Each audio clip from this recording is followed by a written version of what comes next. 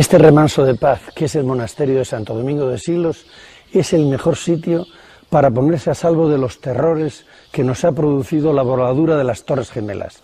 Pensábamos que después de la caída del muro y del fin de la Guerra Fría estábamos a salvo, pero no es así. La sociedad ha descubierto grandes fragilidades. Esta época es parecida a aquella del año 1000, previa a la cual todo el mundo pensaba que venía el fin del mundo.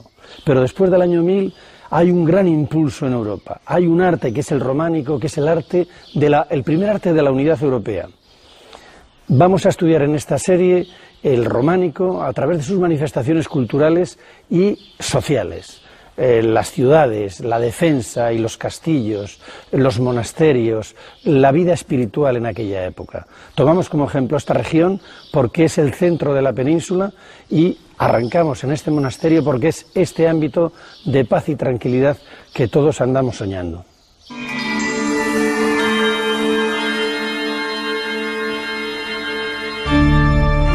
Los estudiosos del siglo XIX dan el nombre de románico al arte unitario que ven por toda Europa. Es un arte que se ha producido entre los siglos XI y XIII en los reinos cristianos de entonces. Y le dan el nombre románico precisamente porque se le semeja mucho a la arquitectura que había en Roma. Ven que utilizan el arco y la bóveda con gran profusión y que es una arquitectura eminentemente masiva que le recuerda enormemente a Roma.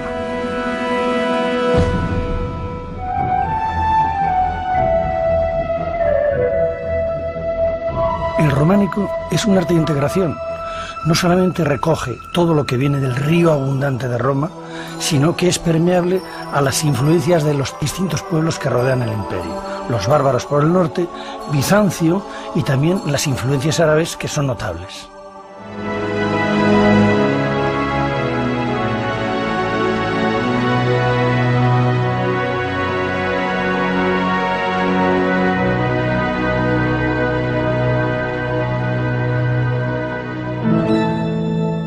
Roma trajo a la península ibérica la forma más perfecta de organización humana que se conocía, el Estado romano con sus instituciones, la principal de todas, las legiones, que eran las que garantizaban la ocupación de los distintos pueblos. Pero trajo también el latín como lengua unificadora, muy moderna. Trajo el derecho romano y sobre todo la obra pública. La obra pública en las ciudades, con grandes equipamientos para las gentes y en las carreteras, puentes, acueductos, para dar gran calidad de vida a los habitantes del imperio.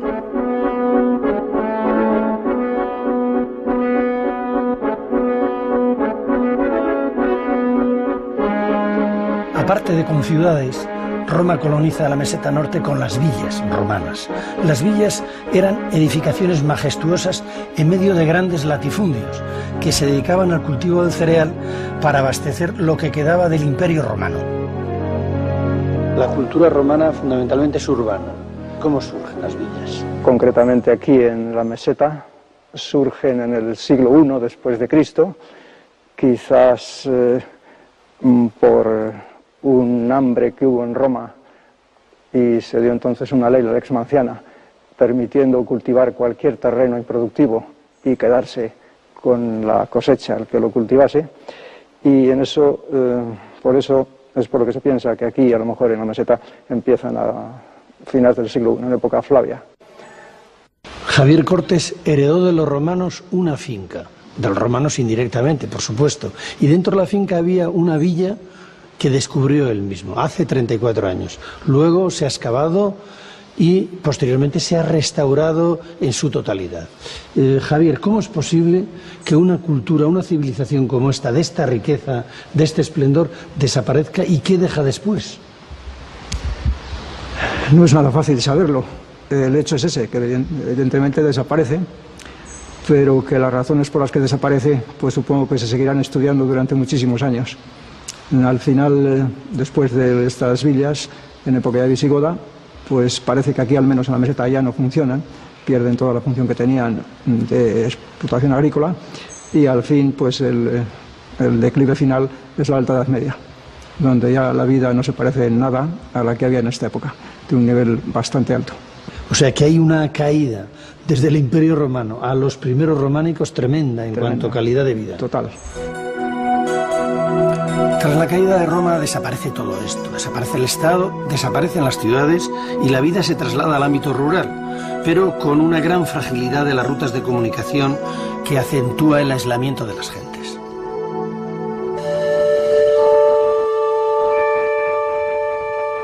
Como contrapunto al lujo, al vicio de lo romano, que ha caído, ha perecido, la religión cristiana busca en el sufrimiento y en el sacrificio los valores que permiten al creyente alcanzar la vida eterna. Prosperan por ello las ermitas en zonas muy apartadas que nos dejan unas obras que son fruto del sacrificio y de la fe. Los cristianos están preparados para toda clase de sacrificios porque piensan que ya está próximo el fin del mundo con la llegada del año 1000. El milenarismo, que es el momento de la llegada de Cristo, anunciará el juicio final y configura unos tiempos donde la vida es una pesada carga a sobrellevar.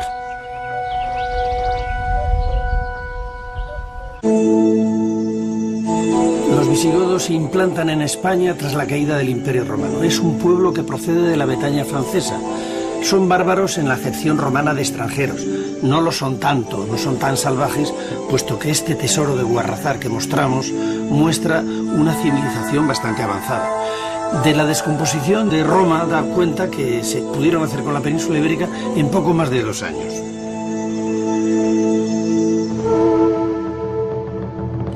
Pasados los primeros años de combates y de guerra, sangre y fuego, crearon una sociedad eminentemente rural con una religión que era el arrianismo como variante herética del cristianismo. Los visigodos aportan una cierta estabilidad política y religiosa que está favorecida por el aislamiento geográfico de la península, y su arte, el visigodo, marcará la primera influencia importante en el desarrollo del románico posterior. La iglesia de San Juan de Baños es posiblemente el templo más antiguo que se conserva de los visigodos en España. Está situado en la Vega del Pisuerga, en Palencia, y fue mandado construir por el rey godo Recesvinto en el año 661. En él se pueden ver las principales características del arte visigodo. La estructura es basilical, es decir, de influencia romana, y tiene una nave central con 2 laterales más pequeñas. En la cabecera de la nave mayor ya aparecen un par de contrafuertes. El pórtico de la entrada incluye un arco de herradura que es lo más característico del arte visigodo. En la construcción de esta iglesia se utilizaron materiales que venían de antiguos edificios romanos. Esta es una constante en el periodo prerrománico y también en el románico. Dentro del templo, los motivos vegetales contribuyen a la decoración de los capiteles, que están sustentados por fustes de mármol.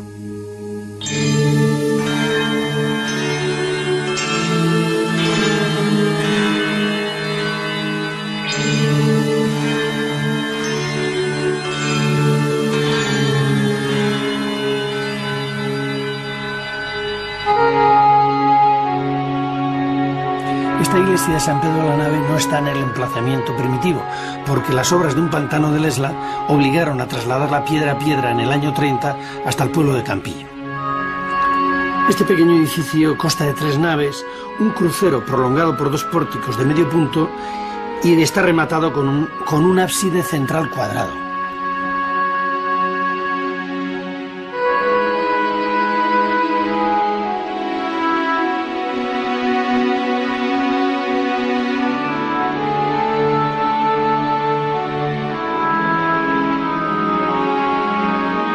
Los visigodos labran delicadamente los sillares de la piedra de sus iglesias con motivos diversos.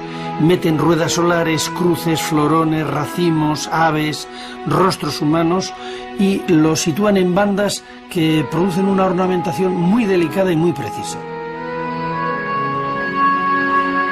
Y no solamente ornamentación geométrica, sobre todo es más importante la iconografía cristiana que aportan, que tiene su origen en las comunidades del siglo II. Por ejemplo, Daniel en el foso de los leones, el sacrificio de Isaac, los apóstoles Santo Tomás, San Felipe o San Pedro y San Pablo.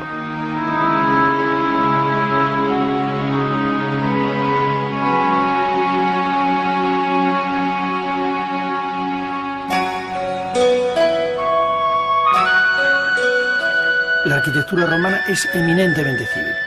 En las ciudades hay innumerables edificios dotacionales. Pero a partir de la caída de Roma será la iglesia, como lugar para albergar el culto, el edificio construido para perdurar.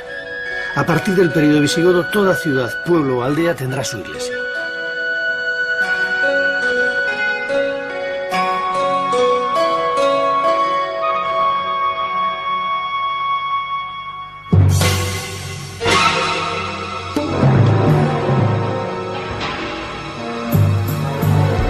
Los árabes llegan a la península en el año 711 y derrotan a Rodrigo, el último rey visigodo. Traen una religión combativa, el Islam, que se enfrenta al cristianismo. Es evidente que no pensaban quedarse solo en España, porque cruzan los Pirineos a la conquista de Europa. Es una religión expansiva. Sin embargo, detenidos por Carlos Martel en Poitiers, retroceden y se hacen fuertes en la península ibérica. Aquí se encuentran el cristianismo en el norte y el Islam fundamentalmente en el sur. El enfrentamiento entre ambas ideologías marcará los siglos siguientes de la historia.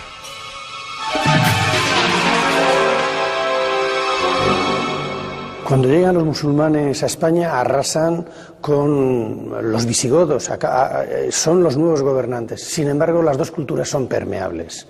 Hay conflictos, evidentemente, sobre todo por la resistencia cristiana en las montañas, y ya se sabe que los musulmanes toman el arco de herradura de los visigodos y a la vez van a devolver, sobre todo en San Cebrián de Mazote, influencias cordobesas a través de lo que se llama el mozárabe, porque artesanos que trabajaban en Córdoba vienen luego, son cristianos, y vienen a repoblar o a vivir en estas tierras del norte de Castilla, del norte del Duero, donde conviven con aquellos cristianos que mantenían un cierto culto y unas ciertas tradiciones que venían de los visigodos.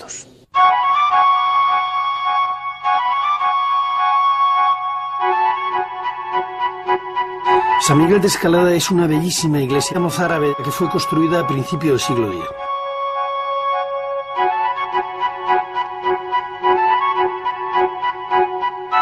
Tiene elementos románicos como la torre, pero en la iglesia destacan muchas piezas arquitectónicas que se pueden contemplar de forma aislada. Aquí un capitel, hay una columna o una ventana.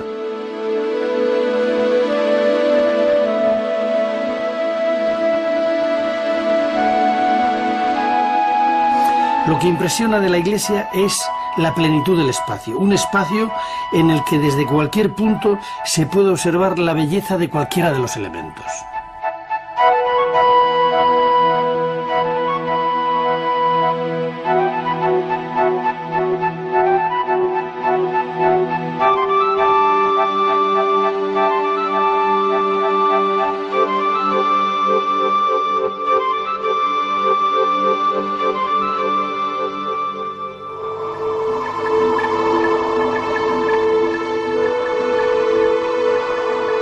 La iglesia de Santiago de Peñalba parece que no ha cambiado después de 1000 años.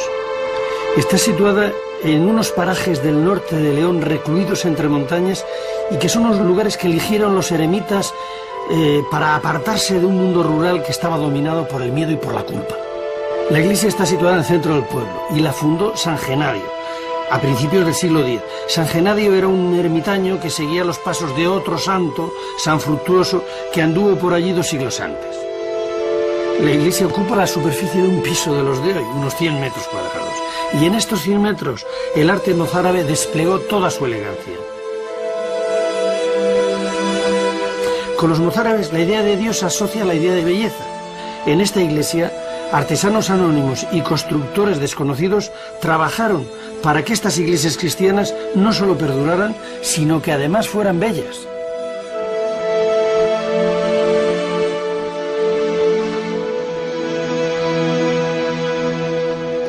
Aquí en San Cebrián de Mazote estamos en una iglesia mozárabe que emociona y sobrecoge.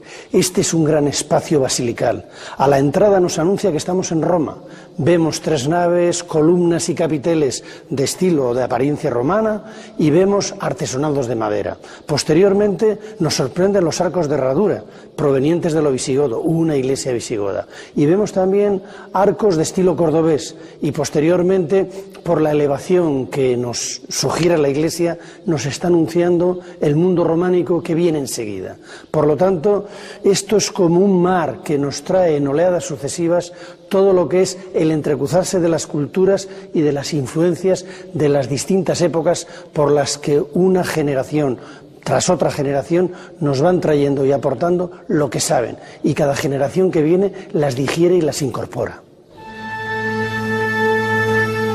Un libro que escribe de forma críptica y alegórica San Juan el apóstol, ya muy viejecito en la isla de Patmos, llamado el Apocalipsis, marca el tono moral de toda una época.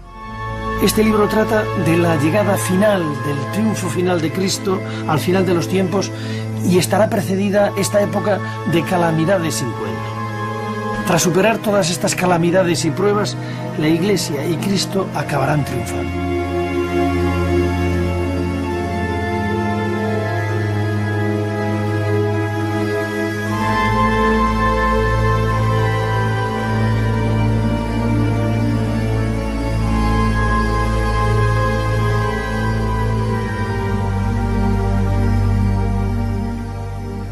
Protegido por estas montañas majestuosas de la cordillera cantábrica a los picos de Europa, Beato de Liébana es el personaje que ilumina los siglos oscuros.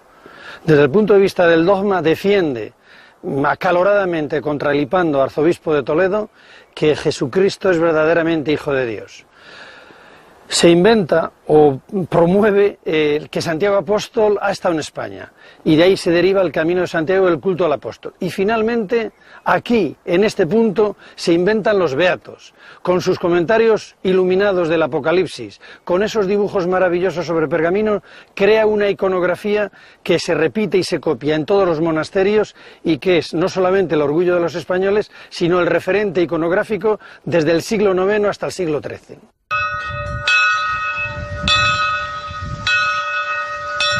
Algunas iglesias conmemoran martirios, como es el caso del martirio de Santa Centola y Santa Elena, que fueron despeñadas por los romanos por no querer abjurar de la fe cristiana. El emplazamiento es recóndito y de difícil acceso en las hoces del río Ebro, porque fue el lugar donde ellas fueron martirizadas. Pero además, esta iglesia guardaba sus reliquias. La tenencia de las reliquias, no solo de Jesucristo, de la cruz, de la corona de espinas, de los apóstoles y de los mártires posteriores, da legitimidad al lugar donde se emplaza la iglesia. Es evidente que muchas de estas reliquias se inventan.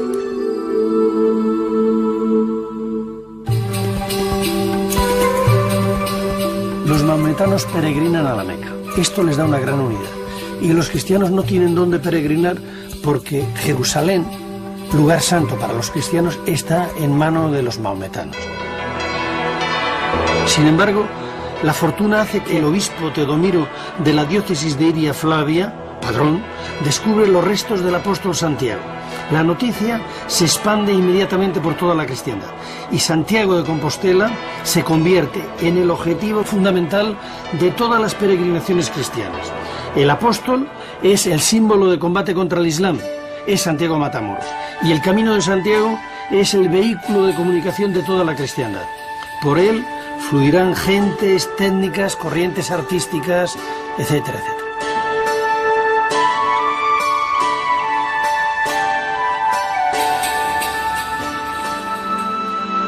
En el siglo VI hay un personaje extraordinario. Es Benito de Nursia, que es un ermitaño, un anacoreta, y ve que los ermitaños, con muy buena voluntad, pero muy desordenadamente, viven la vida religiosa sin eficacia. Y les organiza dándoles unas normas de vida, fundamentalmente de vida en común, con unos votos de castidad, pobreza y obediencia, y donde la oración y el trabajo constituían la columna vertebral de la vida ordenada. Hora en la hora. Poco después, San Benito determina que los monasterios deben de ser autónomos, deben de ser como pequeñas ciudades, recuperando un poco el modelo de las villas romanas. La eficacia que da la regla de San Benito para la organización del tiempo y el espacio permite a estos monasterios incipientes colonizar nuevas tierras y extenderse por toda Europa a lo largo del siglo IX y del siglo X. Y además sirven de refugio a la cultura que se está perdiendo. El saber se seguía transmitiendo latín, pero los monasterios se adaptan y aprenden y se mezclan, adoptan las formas nuevas de lenguaje que crecen a la par que las primeras identidades nacionales. En España serán el galaico, el leonés, el navarro-aragonés, el catalán y el castellano los que acabarán imponiéndose al latín. Los ecos de Roma no se han extinguido con el arte visigodo, se han amplificado un poco con el mozárabe y llegan a resonancias considerables con el maravilloso arte asturiano que en su elevación está anunciando el gótico prerrománico. Sin embargo, es el Camino Santiago, con la corriente cultural europea, el que amplifica de una manera muy notable el gran río que es el románico europeo, que absorbe en cada país las particularidades nacionales de cada una de las corrientes locales. Al superar el año 1000 se están consolidando los pequeños reinos cristianos del norte de España. Y además está habiendo avances que permiten un incremento de la población. Se colonizan nuevas tierras, se inventa la herradura para los animales, hay un arado con rueda y vertedera que mejora mucho los cultivos y se empieza a aprovechar la fuerza hidráulica para los molinos.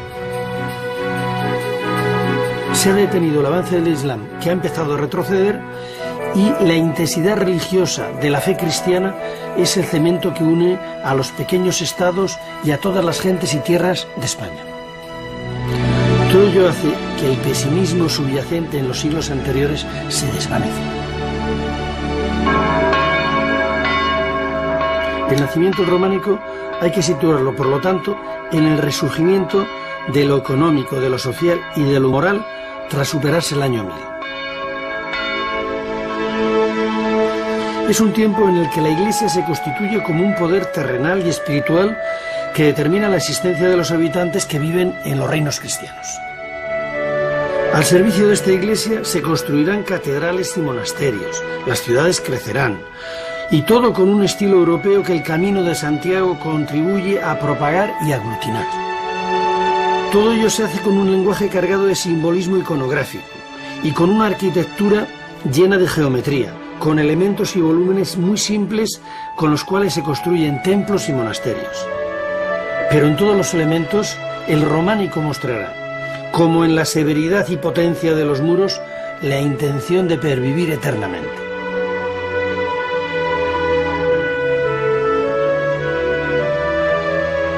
El principal fruto que nos ofrecen las civilizaciones, lo que queda, es la cultura, que es algo más que la forma de vida o el conocimiento técnico o la obra de arte que legan a los descendientes. En el fondo, toda cultura es un modelo del universo en el que el hombre se integra como parte fundamental.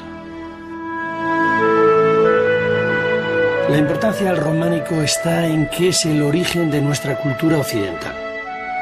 Este arte, que se generó entre los siglos XI y XIII, tiene elementos que todavía perviven. La cultura generada entonces es el origen del pensamiento cristiano occidental, es la base de la formación de las primeras nacionalidades, es el germen de los idiomas que hablamos, marca el conflicto que a veces hay entre el poder terrenal y el divino, el conflicto todavía no resuelto con el Islam, etcétera, etcétera. Somos deudores del románico como ellos lo fueron de los romanos. Para llegar a nosotros todos estos templos han tenido que superar siglos de vicisitudes. Al abrigo de sus muros, nuestros antepasados fueron bautizados, se casaron y tuvieron los funerales. Fueron ellos los que los han mantenido vivos. Han llegado a nosotros y tenemos la obligación de pasárselo a las generaciones venideras porque estos templos no nos pertenecen.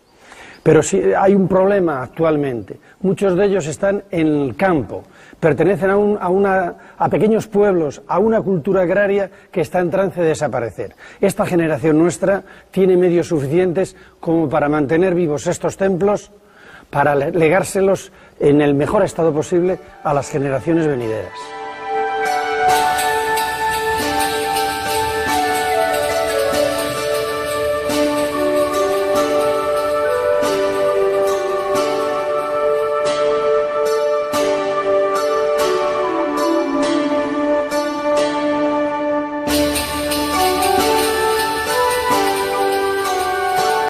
Bretaña francesa. Son bárbaros en la acepción romana de extranjeros. No lo son tanto, no son tan salvajes, puesto que este tesoro de Guarrazar que mostramos muestra una civilización bastante avanzada. De la descomposición de Roma da cuenta que se pudieron hacer con la península ibérica en poco más de 2 años.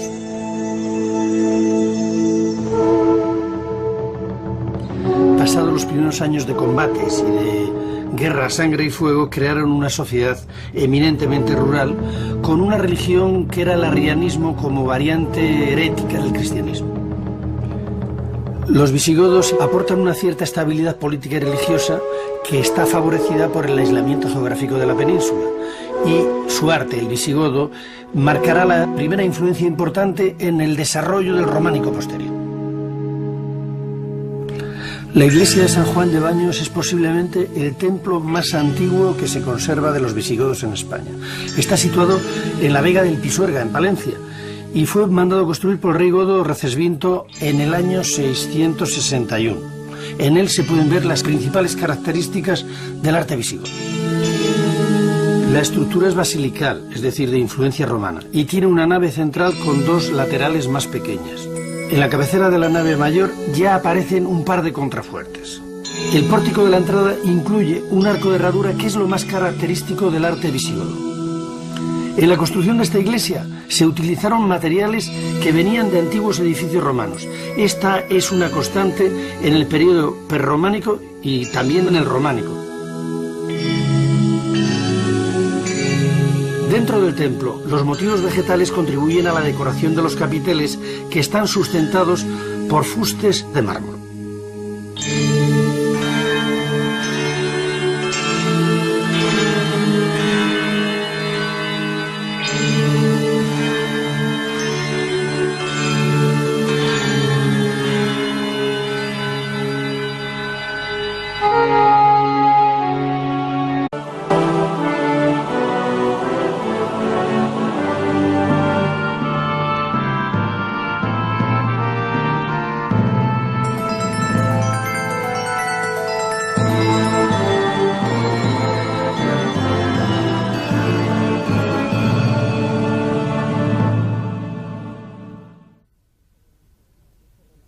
Este remanso de paz, que es el monasterio de Santo Domingo de Silos, es el mejor sitio para ponerse a salvo de los terrores que nos ha producido la voladura de las Torres Gemelas. Pensábamos que después de la caída del muro y del fin de la Guerra Fría estábamos a salvo, pero no es así. La sociedad ha descubierto grandes fragilidades. Esta época es parecida a aquella del año 1000, previa a la cual todo el mundo pensaba que venía el fin del mundo. Pero después del año 1000 hay un gran impulso en Europa. Hay un arte que es el románico, que es el primer arte de la unidad europea. Vamos a estudiar en esta serie el románico a través de sus manifestaciones culturales y sociales. Las ciudades, la defensa y los castillos, los monasterios, la vida espiritual en aquella época. Tomamos como ejemplo esta región porque es el centro de la península y arrancamos en este monasterio porque es este ámbito de paz y tranquilidad que todos andamos soñando.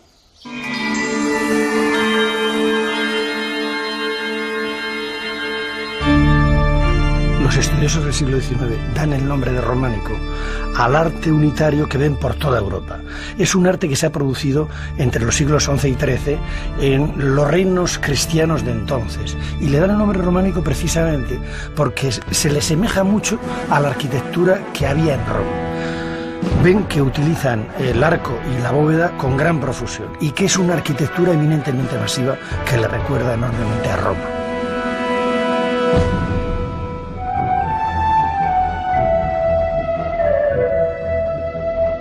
El románico es un arte de integración. No solamente recoge todo lo que viene del río abundante de Roma, sino que es permeable a las influencias de los distintos pueblos que rodean el imperio. Los bárbaros por el norte, Bizancio y también las influencias árabes que son notables.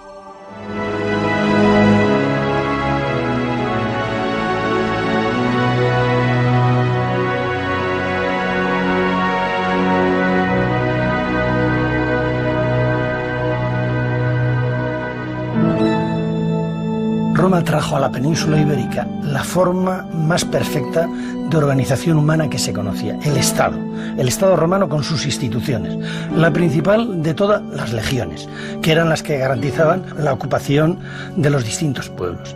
Pero trajo también el latín como lengua unificadora, muy moderna. Trajo el derecho romano y sobre todo la obra pública. La obra pública en las ciudades, con grandes equipamientos para las gentes, y en las carreteras, puentes, acueductos, para dar gran calidad de vida a los habitantes del imperio.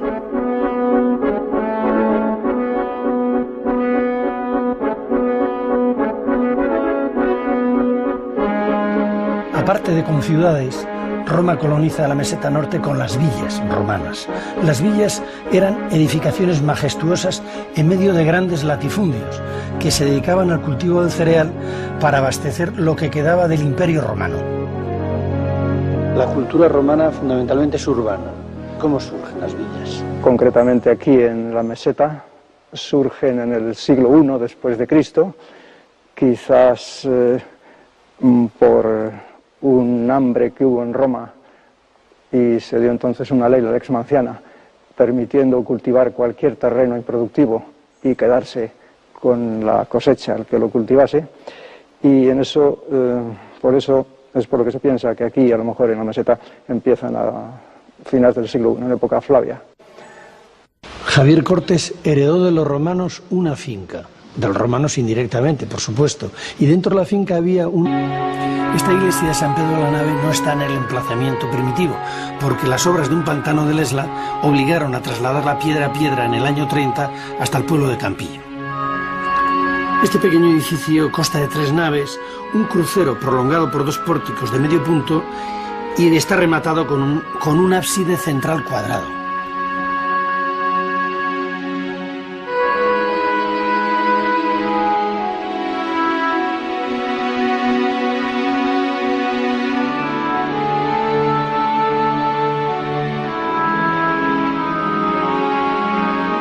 Los visigodos labran delicadamente los sillares de la piedra de sus iglesias con motivos diversos. Meten ruedas solares, cruces, florones, racimos, aves, rostros humanos, y los sitúan en bandas que producen una ornamentación muy delicada y muy precisa. Y no solamente ornamentación geométrica, sobre todo es más importante la iconografía cristiana que aportan, que tiene su origen en las comunidades del siglo II. Por ejemplo, Daniel en el foso de los leones, el sacrificio de Isaac, los apóstoles Santo Tomás, San Felipe o San Pedro y San Pablo.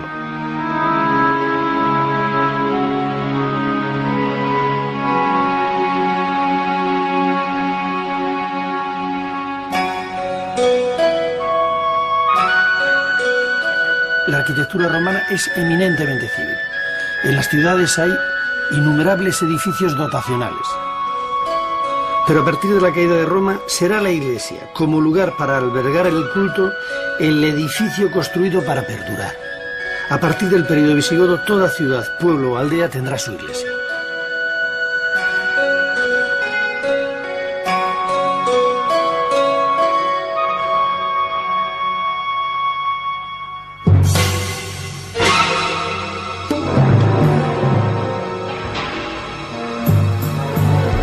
Los árabes llegan a la península en el año 711 y derrotan a Rodón, una villa que descubrió él mismo hace 34 años. Luego se ha excavado y posteriormente se ha restaurado en su totalidad. Javier, ¿cómo es posible que una cultura, una civilización como esta, de esta riqueza, de este esplendor, desaparezca, y qué deja después? No es nada fácil saberlo. El hecho es ese, que evidentemente desaparece, pero que las razones por las que desaparece, pues supongo que se seguirán estudiando durante muchísimos años. Al final, después de estas villas, en época de visigoda, pues parece que aquí, al menos en la meseta, ya no funcionan, pierden toda la función que tenían de explotación agrícola, y al fin, pues el declive final es la Alta Edad Media, donde ya la vida no se parece en nada a la que había en esta época, de un nivel bastante alto. O sea que hay una caída desde el Imperio Romano a los primeros románicos tremenda en cuanto a calidad de vida. Total. Tras la caída de Roma desaparece todo esto, desaparece el Estado, desaparecen las ciudades y la vida se traslada al ámbito rural, pero con una gran fragilidad de las rutas de comunicación que acentúa el aislamiento de las gentes.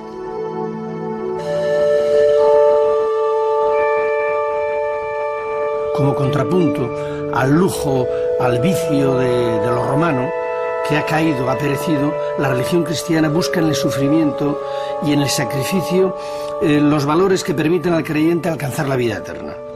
Prosperan por ello las ermitas en zonas muy apartadas que nos dejan unas obras que son fruto del sacrificio y de la fe. Los cristianos están preparados para toda clase de sacrificios porque piensan que ya está próximo el fin del mundo con la llegada del año 1000. El milenarismo, que es el momento de la llegada de Cristo, anunciará el juicio final y configura unos tiempos donde la vida es una pesada carga a sobrellevar.